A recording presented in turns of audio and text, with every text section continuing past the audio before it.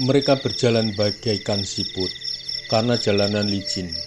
Hampir 2 jam jarak yang hanya 4,5 kilometer mencapai Ranukumbolo yang merupakan impian bagi setiap pendaki Gunung Semeru. Legalah hati mereka, kemudian mengucapkan syukur dan bersujud.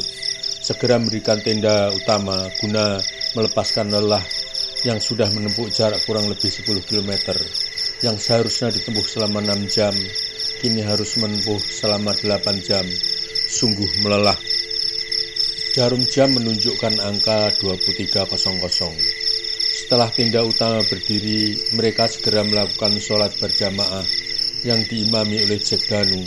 Kini sesudah sholat isya yang dijamaah sosor dengan maghrib, legalah hati masing-masing. Dengan 2 kompor gas, camping, dan peralatan masak yang sudah dipersiapkan, segera Sunaring Sasi merebus air guna membuat minuman hangat dan membuat mie instan jambu rebus guna makan siang yang jatuh tempo di malam hari. Sementara yang lainnya mendirikan tenda satu lagi untuk Sunaring Sasi dan kakaknya Yos Eko. Kini legalah hati mereka, duduk membuat lingkaran sembari menghangatkan tubuh dengan minum susu coklat hangat, menunggu mie instan jumbo rebus. Boy Gatot mulai membuka pembicaraan. Wah, permulaan pendakian kali ini tak ubahnya mirip pendakian 2 tahun lalu.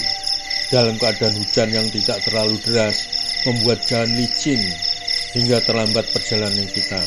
Perjalanan yang seharusnya ditempuh cukup 6 jam, kini harus tempuh dalam waktu 8 jam, non-stop, sungguh melelahkan. Taat Sugriwo segera menyaut. Wajarlah Boy, kita mengikuti kehendak alam. Wah enak tenan minuman hangat ini.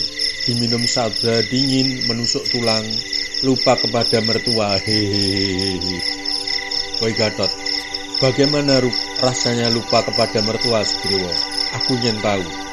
Taat Sugriwo, aku juga tidak tahu, aku belum pernah merasakan lupa kepada mertua. Sunaring Sasi yang berada di luar persiapan mie instan jumbo rebus segera menimpali. Siapa dulu dong yang menyiapkan? Memangnya Taat Sugriwo sudah menikah selama 2 tahun kita tidak saling berjumpa ini. Dengan tenangnya, seolah tak membebani atas ucapannya, Taat Sugriwo menjawab, belum. Jawaban yang sangat pendek, sehingga semua temannya memandang ke arah dia agar meneruskan jawabannya. Namun ia tidak merasa kalau terusan jawabannya ditunggu. Masih aja sambil minum dengan santainya sambil bergumam lagi. Enak tenan minuman ini. Karena tidak ada jawaban Taat Sugriwo, segera Sunaring Sasi mengulangi pertanyaannya sambil longgok tenda mereka berkumpul. Memangnya Kak Taat Sugriwo sudah menikah selama 2 tahun kita tidak sering bertemu? Tetap dengan santainya Taat Sugriwo menjawab, belum, aku belum menikah, sambil tetap menempelkan bibirnya pada wadah minuman hangatnya. Sunaring Sasi, bagaimana Kak Taat Sugriwo tahu rasanya lupa kepada mertua kalau menikah saja belum pernah? Ayo jelaskan, kalau tidak menjawab tidak ada bagian mie rebus malam ini. Sekarang Taat Sugriwo sadar akan ucapannya yang tadinya hanya bergumam saja. Daripada tidak mendapat mie rebus yang dirasakan saat ini sedang lapar-laparnya karena udara dingin, segera menjawab, wah, daripada tidak mendapat jatah mie rebus, mendingan aku menjawab nih. Aku belum pernah menikah, hanya sering mendengar anak buah di kantor tempatku bekerja. Kalau sedang menikmati makanan yang dirasa enak, pasti bilang begitu, lupa kepada mertua. Hambali yang dari tadi sangat serius menunggu jawaban Taat Sugriwo kini tertawa ikut pembicara. Hahaha, enak tenan, lupa kepada mertua. Berkata demikian, ia juga menyeruput minuman hangat, menyegarkan susu hangat menambah energi. Kini semua yang ada di camp riuh, semua tertawa berderai, mentertawakan diri sendiri. Ternyata sampai saat ini mereka masih lajang semua, sehingga bebas mau pergi kemana. Kini Sunaring Sasi segera menghidangkan mie instan jumbo rebus cukup untuk mengisi perut lapar. Mereka berenam makan mie rebus bersama-sama, menikmati rasanya sejak meninggalkan Ranupane belum makan sama sekali, kecuali minum dan sedikit snack untuk mengganjal perut, sehingga kali ini makan mie rebus saja sungguh nikmat. Tanpa terasa mereka mengobrol sembari minum dan makan. Jarum jam menunjukkan angka 000. Berarti sudah siap untuk tidur melepaskan segala kepenatan. Sunaringsashi dengan kakaknya Yos ekor Dharma Wangsa tidur di tenda yang cukup untuk berdua, sedangkan Boy Gadot, Taat Sugriwa, dan Hambali tidur berimpitan, tanpa berpikir di mana temannya Jack Danu nanti tidur karena saking ngantuknya.